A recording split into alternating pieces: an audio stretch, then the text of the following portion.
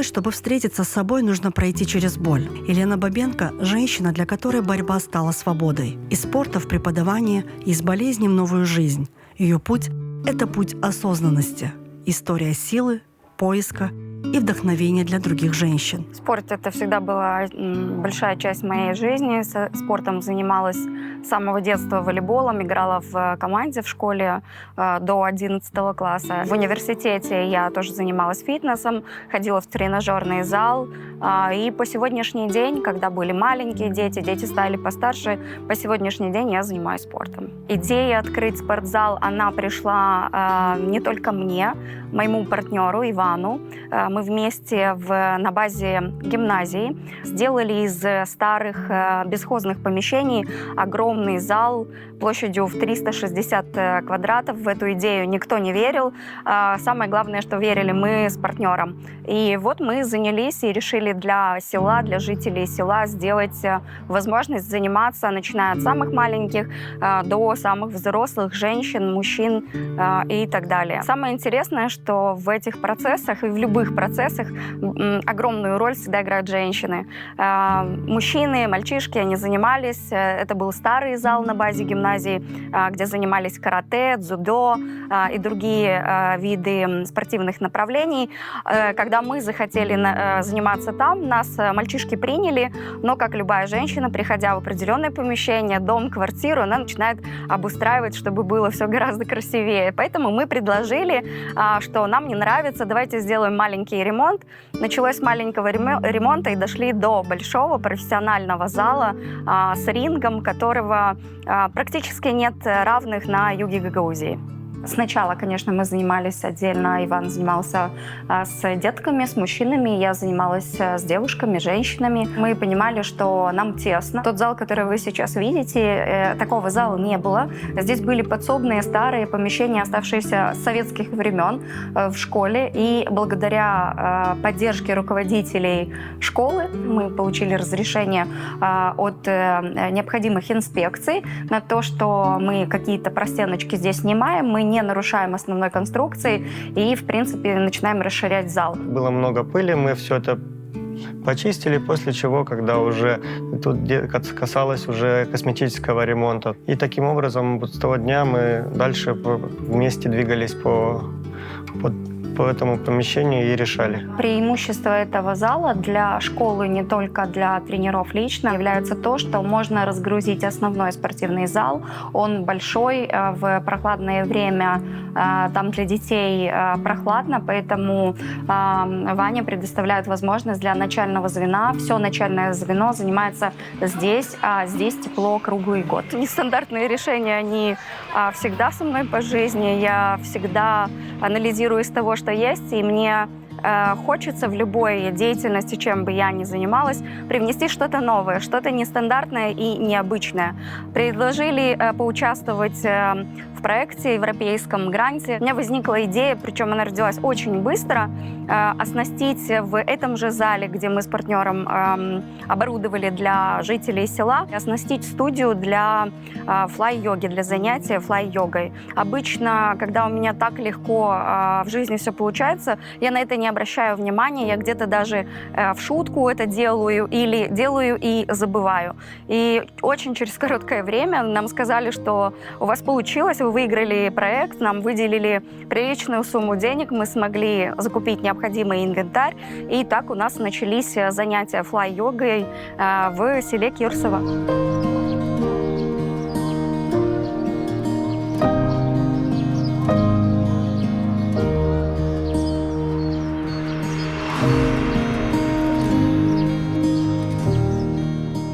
Решение поступить в Институт физкультуры и спорта родилось чуть-чуть раньше. С самого начала я начинала заниматься в этом зале сама. Потом подтянулись подружки и подружек, и у нас получилась очень большая команда. И я помню, что через месяц примерно у нас там из 3 человек команда выросла в 30-40 человек. И я понимала, что это большая ответственность, так как я веду эти тренировки. Я понимаю, что работа с людьми — это очень ответственно. ответственное дело, поэтому я тут же поступила в Институт физкультуры и спорта в Кишиневе для того, чтобы знать всю основу, базу подготовки. И таким образом уже к своим женщинам на тренировке я вернулась с дипломом. К концу 2024 года у меня был очень ответственный этап в моей жизни, и мне важно было самой лично вернуться в тему спорта и дальше продолжить бдить по своему здоровью. Поэтому это была моя инициатива. Я обратилась в гимназию и спросила: а вы не хотите, чтобы я у вас читала физкультуру? Руководство было удивлено, потому что, преподаватель экономического факультета и физкультура, да, немного возникает диссонанс. Но это часть меня, поэтому мне было это легко сделать. Это был первый опыт работы с людьми в больших таких группах, да, потому что классы не маленькие. Это был новый опыт, интересный. И я очень ценю и благодарю тех детей, которые поддержали меня, давали на месте обратную связь. Я очень довольна этим опытом. Преподавание не профессия, а миссия. Елена учит не только знаниям, но и честности с собой. Она дает не ответы, она учит искать. И щедро делится светом. Здравствуйте. Здравствуйте. Здравствуйте. Проходим. Здравствуйте. Здравствуйте. Так, сразу оптом вас буду обнимать, только не всех, потому что меня собьете. Всем привет, Тимурджан. Спорт закалил характер, научил преодолевать. Елена всегда шла к цели, пока тело не сказало «стоп». Началась другая борьба, внутренняя, и сила мышц превратилась в силу духа. Переломные моменты в моей жизни — это в 2024 году объявление мне диагноза онко, после чего я выбрала лечение через нестандартный способ — это сухим голоданием. К сухому голоданию я пришла немного раньше, чем в 2024 году. У меня подруга занималась этим направлением много лет, и я наблюдала за ней в Инстаграм. Я следила, как она это делает, иногда писала ей личные сообщения, советовалась. Я стала пробовать держать сухой голод по 20 часов, 30 часов, сверх 40 часов, и, в принципе, мне было нормально. Но к опыту более длительному, да, сухому голоданию, не просто для познания, не просто для профилактики, для здоровья, а именно для лечения, я смогла с этим опытом ознакомиться благодаря доктору Филонову Сергею Ивановичу и его команде, который более 40 лет смог вылечить людей, у которых были очень сложные диагнозы, где классическая медицина разводит руками. Благодаря важным словам, которые он сказал, что «Лена, это не простой выбор, но выбор за тобой. Это твоя жизнь, это твоя судьба, и итоговое решение остается за тобой. Это не просто, но знай, если ты пойдешь на химиотерапию, то, к сожалению, на сухой голод мы тебя не возьмем, потому что человеческий организм, он не может выдержать и то, и другое. Сухой голод — это очень сильный стресс, и это труд.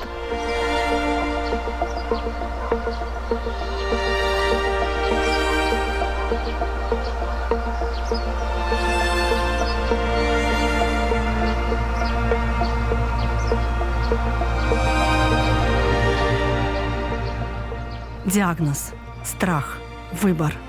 Она отказалась от медицины, выбрала сухое голодание.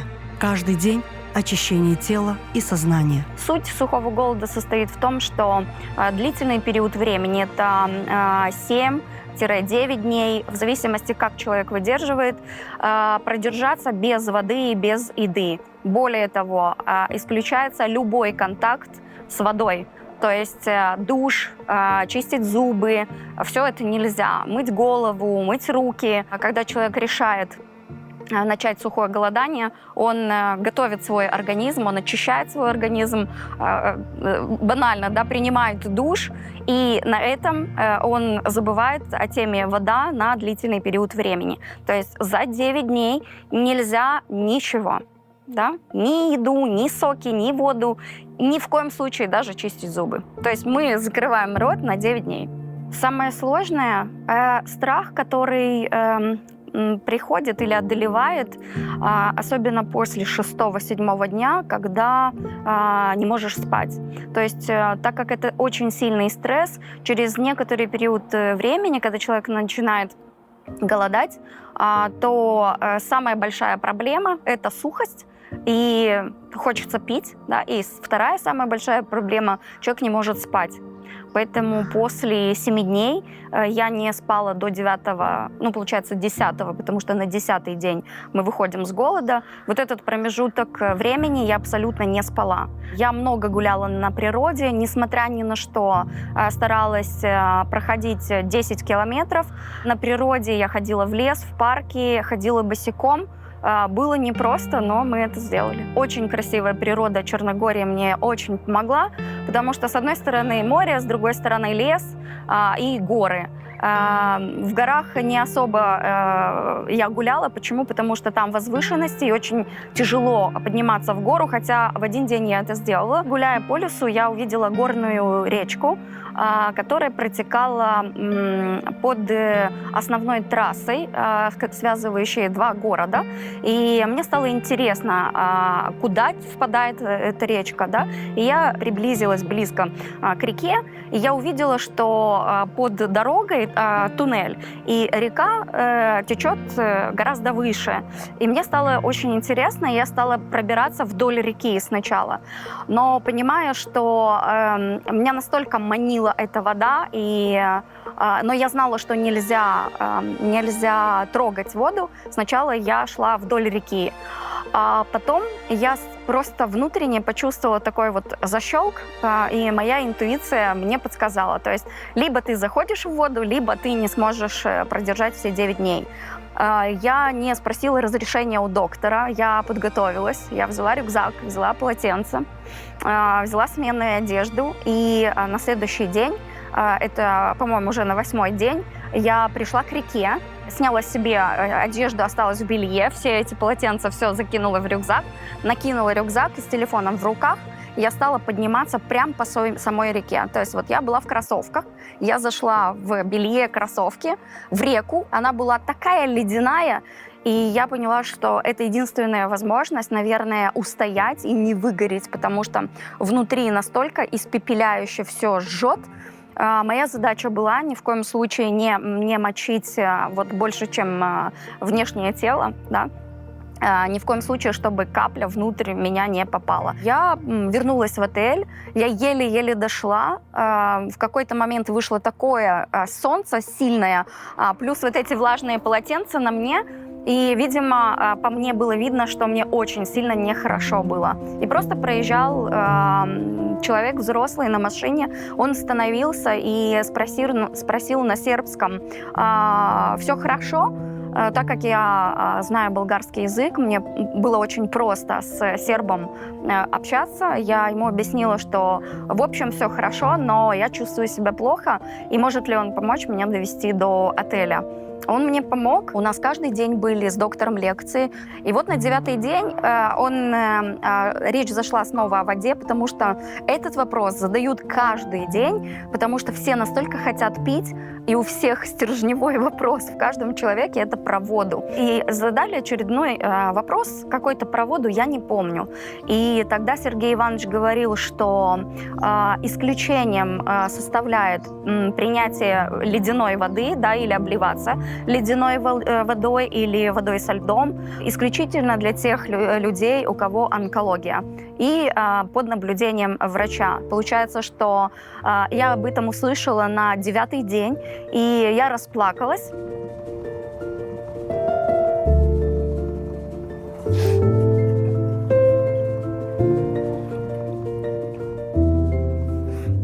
И вышла с этого зала.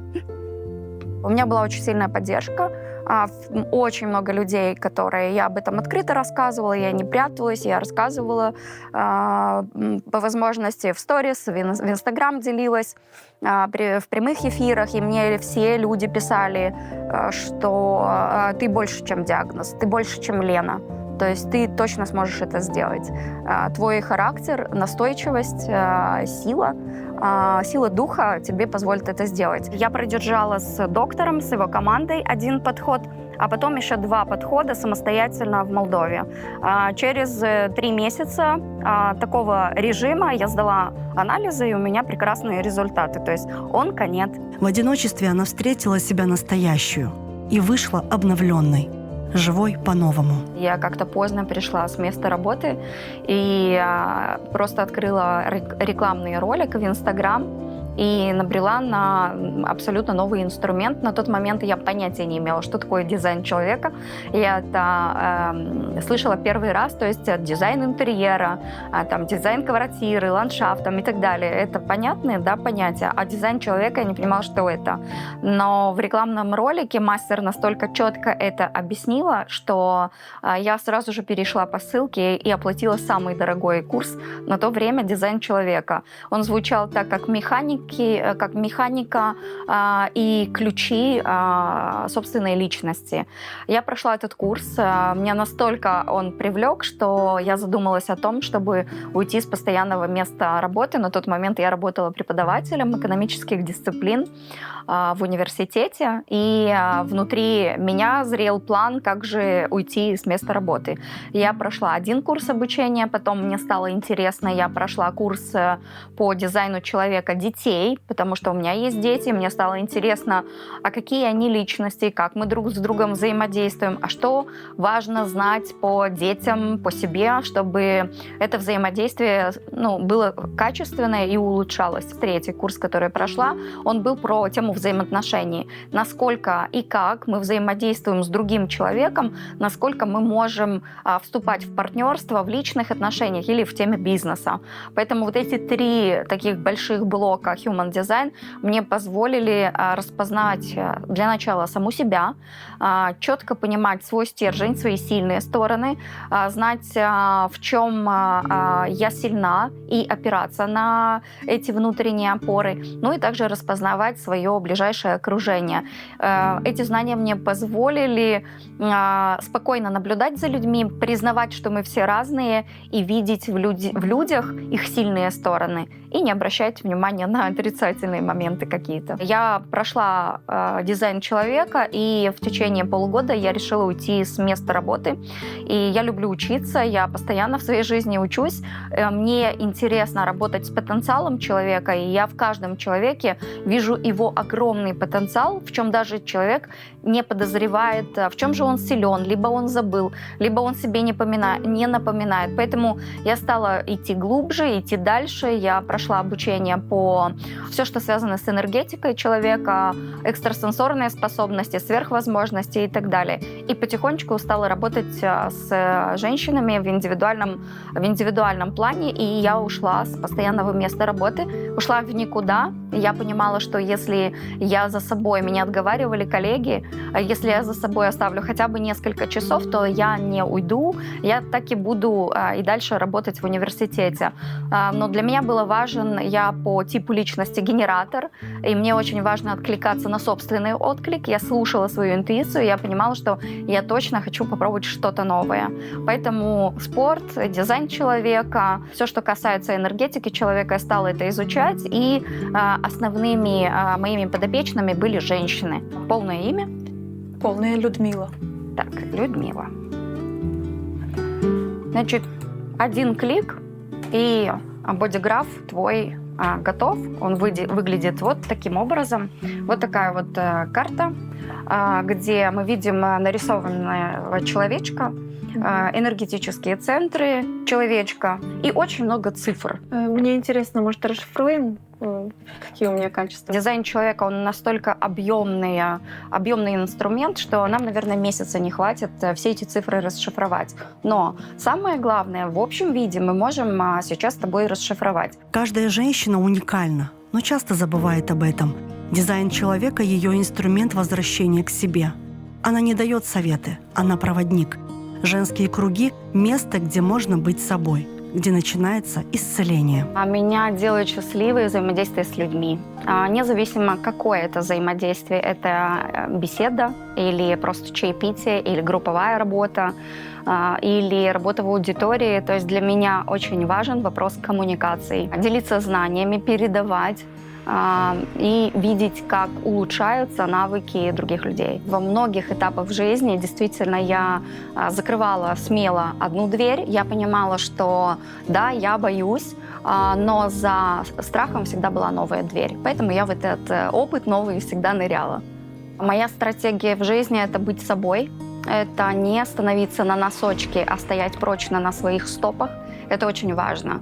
И выбирать себя, слушать свою интуицию, и только после этого идти в мир. В моей жизни есть много людей, на которых я опиралась, кто были для меня авторитетами. Безусловно, это близкие люди, это родители, это моя старшая сестра и мой старший брат. Мы с ними очень близки, мы с ними очень похожи и по духу, и даже внешне. Мой супруг, который научил меня отдыхать, научил расслабляться, выбирать ничего не делать. То есть мне в моей родительской семье это не было свойственно. Я очень благодарна тем преподавателям, которые были в моей жизни. Это те, которые брали меня на работу, это те, которые первый раз вместе со мной заходили в аудиторию, это те мастера по психологии, по human design, которые условно за ручку брали меня на первые занятия и говорили вперед. Для меня очень важными и авторитетными людьми в моей жизни являются мои дети. Во многих вопросах я в моменте, когда не знаю, как поступить, я обращаюсь к своим детям, и к сыну, и к дочери, задаю вопросы, и я, как правило, слышу нестандартные ответы. И для меня это очень важно, и это большая помощь. Жизнь может сломать, но и заново собрать. Елена — пример того, как вырасти через боль, стать собой, настоящей. Ее путь — приглашение. Замедлиться, услышать, поверить в себя. Ведь путь к себе — это путь к свободе.